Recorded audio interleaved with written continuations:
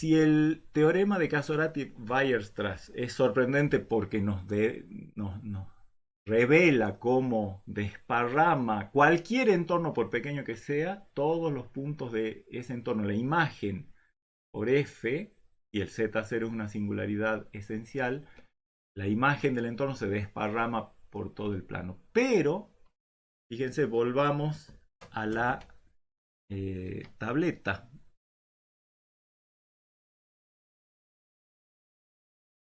En, en la gráfica que hacíamos hace un rato, nosotros, para el teorema de Casorati-Weierstrass, decíamos, dado un entorno de radio delta, que es el que está en celeste, hay un punto cuya evaluación por Z, por F, cae arbitrariamente cerca de W.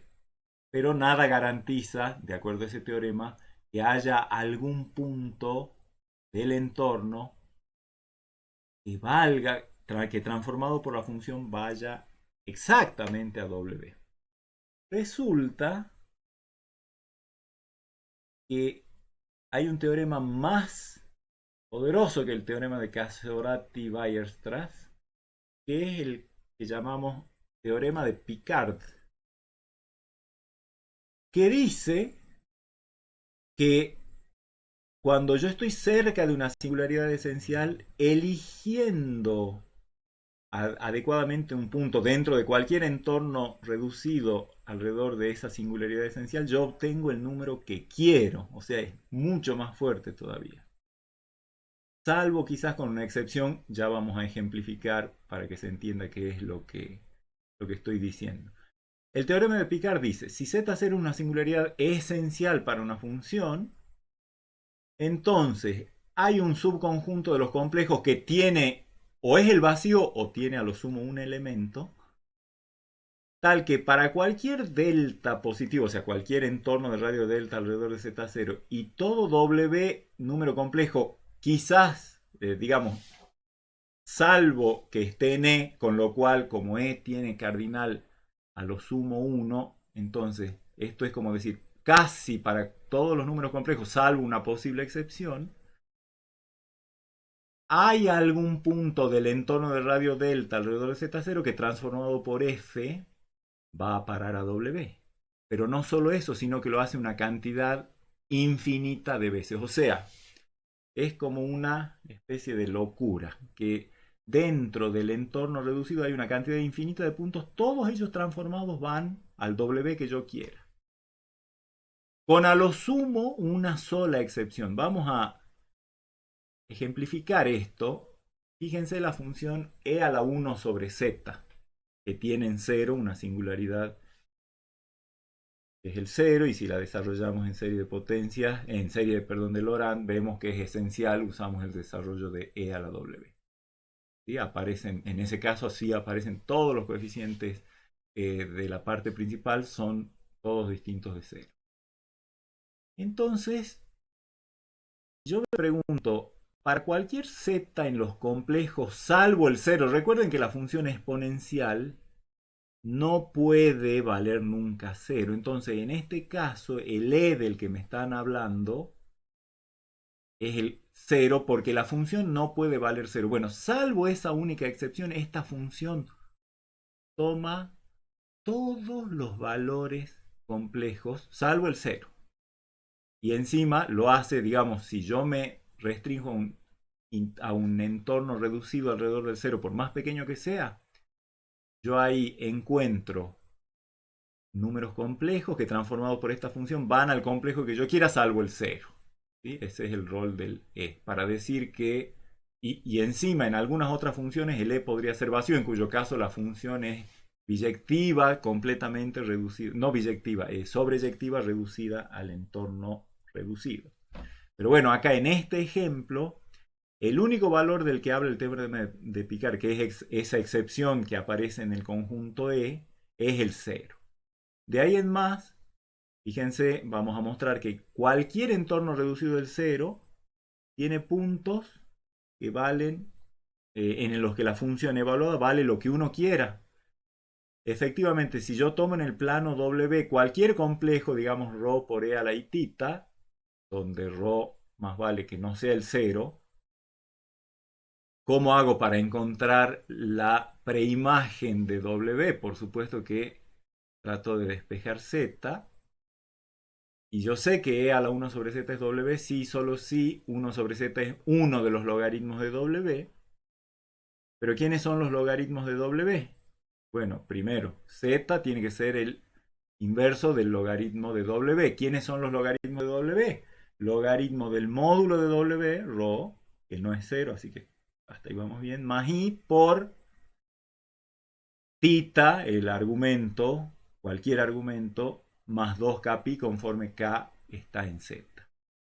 Entonces, obviamente, yo puedo mirar a esto conforme k varía en Z, podría definir zk igual a 1 sobre, bueno, lo que me da esta expresión para cada k fijo. Y ahora puedo considerar qué es lo que pasa con e a la 1 sobre zk. Por supuesto que es igual a w porque el zk era una de las preimágenes. Esta expresión corresponde a una de las preimágenes de w bajo esta función. Entonces, si yo considero, por ejemplo, los zk que corresponden a los k en n,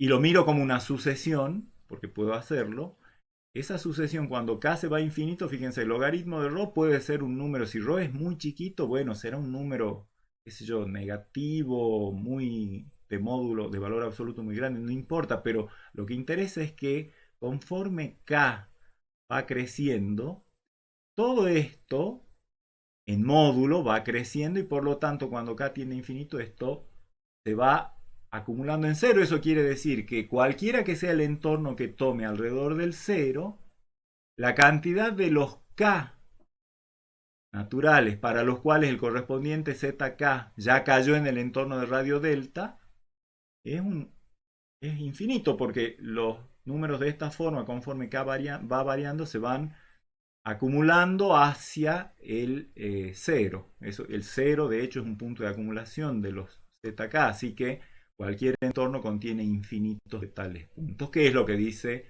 el teorema de Picard en este caso. Para cualquier w que no sea el cero y cualquier entorno de radio delta alrededor del cero, yo voy a encontrar infinitos puntos en ese entorno que transformados por f caen en el w que yo me prefijé. Y el teorema de Casorati-Weierstrass, en realidad el de Picard nos serviría mucho más, pero usamos, ¿por qué no demostramos el teorema de Picard? Porque requiere de herramientas más avanzadas que están fuera de nuestro alcance en este momento. Hacen falta teorías, herramientas de la topología, herramientas del análisis funcional. Es un teorema que requiere de bastantes herramientas más avanzadas, así que no estamos en condiciones de demostrar el de Picard. Pero ya hemos demostrado el de Casorati-Weierstrass y lo vamos a usar ahora para hacer una especie de resumen de lo que es los distintos tipos de singularidades aisladas que puede tener una función y cómo se comporta la función en cercanías. Y el teorema que resume todo es el siguiente. Si yo tengo una singularidad aislada para una función f de z, la singularidad es aislada, es evitable si y solo si el límite de la función existe y es un número complejo. ¿Se acuerdan que ya hemos demostrado que si es evitable, entonces el límite es un número complejo? Bueno, el teorema se completa justamente gracias a Casorati-Weierstrass, vamos a ver cómo, con un sí, solo sí. O sea, la existencia del límite cuando z tiende a una singularidad aislada y que ese límite sea un número complejo es característico de las singularidades evitables. Punto 2 del teorema. Es un polo, el z0, singularidad aislada, es un polo, sí y solo sí. ¿Qué sabíamos de los polos? Que cuando z0 era un polo, entonces el límite no existía como número complejo, pero era infinito en el sentido del límite infinito que ya conocemos.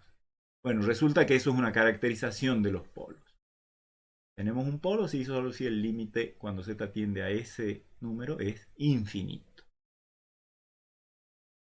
Y finalmente z0 es esencial sí, solo sí, no existe el límite de f de z ni en el campo de los complejos ni es infinito, por lo tanto f no tiene límite en el plano complejo extendido, ni es un número complejo ni es el infinito.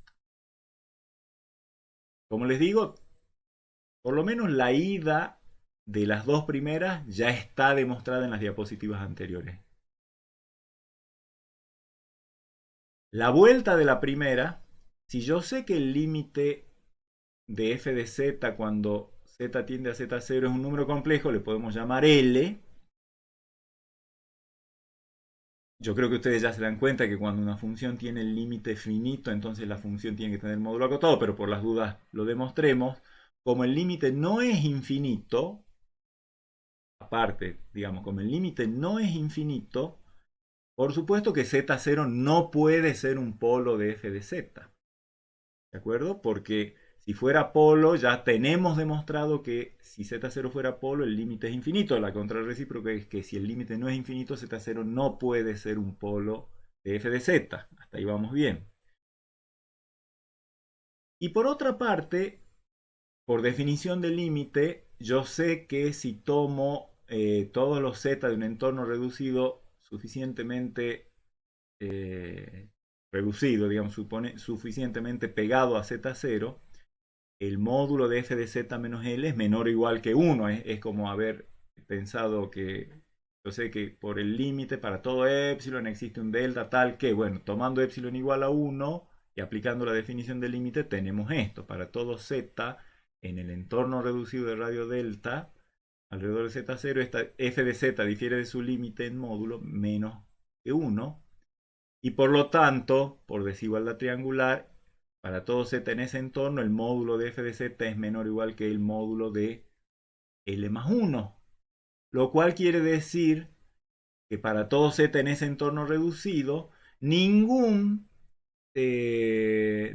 punto del entorno reducido transformado por f cae, por ejemplo, dentro del entorno de radio 1/2 alrededor de módulo de L más 2. Es decir, si yo sé que módulo de f de z dentro de ese entorno no se pasa de módulo de L más 1, jamás podrá llegar a estar cerca de módulo de L más 2, que es un número que en la red, esto es un número complejo que está sobre el eje real y está estrictamente a la derecha del módulo de L más 1, así que si yo trazo un entorno alrededor de módulo de L más 2 y ese entorno es de radio 1/2, más vale que ningún z transformado por f va a caer en ese entorno. Eso es lo que dice, es una de las consecuencias de lo que dice.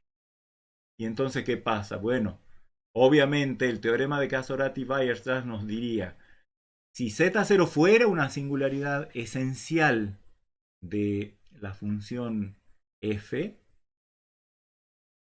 esto no podría pasar. Tendría que haber al menos un z dentro del entorno que transformado cae dentro del entorno del radio que yo quiera, alrededor del punto que yo quiera. Y como eso no está pasando acá, z0, que ya sabíamos que no era un polo, tampoco puede ser una singularidad esencial de f de z, porque no cumple el teorema de Casorati-Weierstrass. Por lo tanto, sin z0, ¿cuál era la información que yo tenía? Que z0 tenía la característica de que el límite de f de z, o sea, z0 era una singularidad aislada, tal que el límite de la función cuando z tiende a z0 era el número complejo finito L.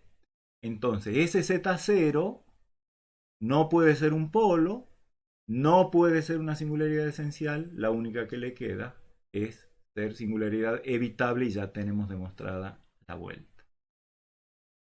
La vuelta del punto 1. Vamos con el punto 2. Ya sabemos que z0 es polo, implica que el límite de f de z cuando z tiende a z0 es infinito, eso ya lo hemos demostrado antes. Ahora vamos por la recíproca. Bueno, lo que sabemos es que el límite cuando z tiende a z0 de f de z es infinito. Por lo tanto, no es un número complejo y por lo tanto, por el ítem 1, no puede ser una singularidad evitable. porque si fuera evitable tendría que tener límite finito. Pero acá estamos viendo que el límite es infinito, por lo tanto no puede ser una singularidad evitable. Por otro lado,